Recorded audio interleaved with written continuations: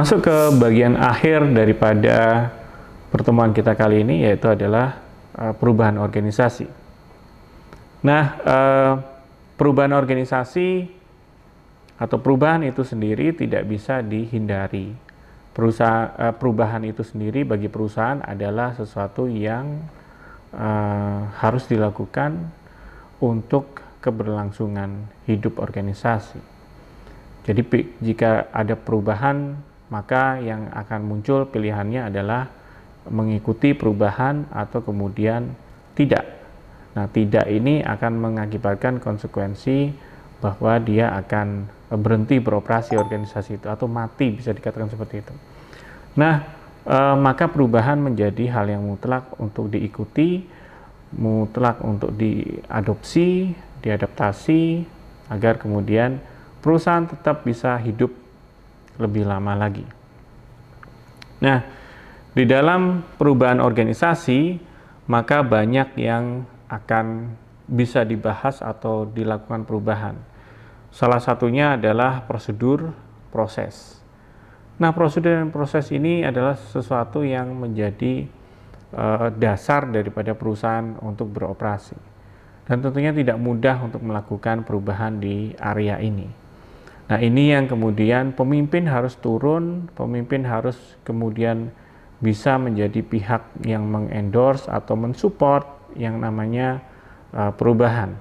Dan perubahan ini sendiri juga harus dilakukan oleh pemimpin. Pemimpin harus mampu menunjukkan bagaimana caranya berubah, dan pemimpin harus mampu bagaimana caranya berhasil dalam perubahan. Nah, ada beberapa alasan kenapa perubahan itu tidak bisa terelakkan. Yang pertama adalah teknologi yang baru, perusahaan yang berbasis jasa, produksi barang manufaktur atau apapun itu, tentu tidak lepas dari penggunaan teknologi. Kita tahu bahwa dengan teknologi, maka semua akan menjadi lebih cepat, lebih mudah, dan tentunya kita harapkan hasilnya menjadi lebih baik kualitasnya. Sehingga teknologi menjadi salah satu pendorong untuk melakukan perubahan. Yang berikutnya adalah ekonomi global. Bahwa di era yang sekarang tanpa ada batas yang jelas, bahwa kita bisa berpergian ke luar negeri, kita kemudian bisa berkomunikasi dengan orang di luar negeri tanpa ada batas, tanpa ada sebuah kendala, maka dunia semakin terkoneksi. Nah, oleh karena itu, perusahaan sudah harus berpikir ulang mengenai bagaimana caranya kemudian melakukan ekspansi, atau kemudian berpikir bahwa akan ada kompetitor yang tidak hanya dari dalam negeri, tapi juga ada dari luar negeri.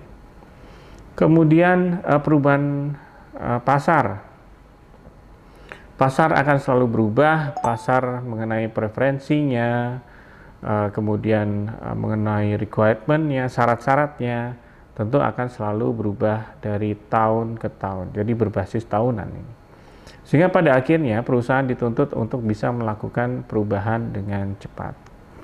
Yang berikutnya adalah kompetisi internal dan internasional. Nah, pesaing itu adalah sesuatu yang wajar dan lumrah dan normal di dunia usaha. Kita tidak bisa mengharapkan bahwa kita masuk ke dalam satu pasar di mana pasar itu tidak ada pesaing. Itu cukup mustahil untuk diharapkan. Artinya bahwa memang di segala macam industri atau pasar, kompetisi atau pesaing itu menjadi hal yang mutlak untuk kita hadapi. Nah, selanjutnya adalah peluang-peluang yang baru, peluang bisnis yang baru, kemudian peluang untuk mendapatkan aset yang baru, untuk memperluas ekspansi dan segala macam. Ini akan selalu ada dan selalu terbuka, sehingga dibutuhkan kesadaran untuk melakukan perubahan ke arah hal tersebut. Sekian untuk materi kali ini, sampai ketemu di pertemuan selanjutnya.